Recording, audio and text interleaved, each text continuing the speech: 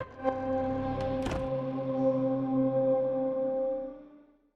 name is Geoffrey Arend, and I'm playing the Riddler in Batman Hush. So Jeffrey, where did you go to find the Riddler's voice? Did you look at past Riddlers? Did you read, Riddler comic books? What did you do? I mean, I went back to the source material. I had read it before. It's such an epic story. It's such an epic, 12 issue arc in the Batman universe.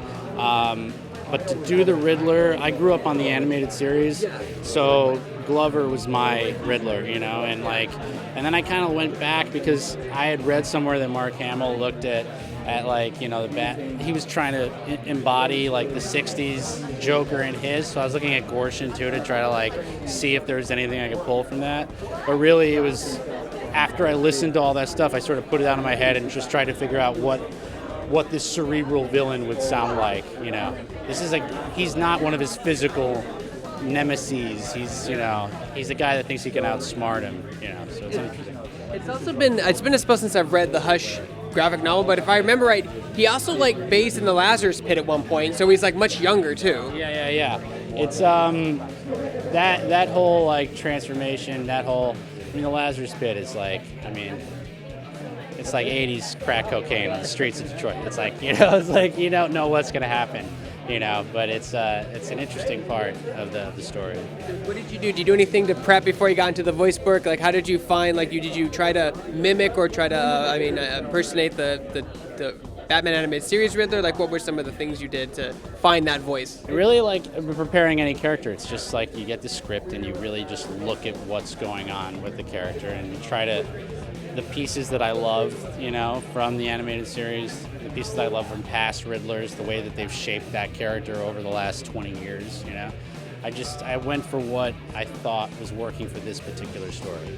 And this particular story, he's a small part, but he's a guy that has helped put together this plan.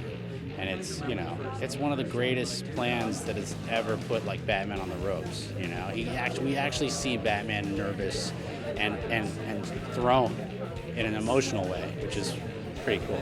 The last question is, Batman turns 80 years old this year. What do you think it is about Batman and his universe that's had it withstand the test of time? I mean, he's a regular guy who takes justice into his own hands.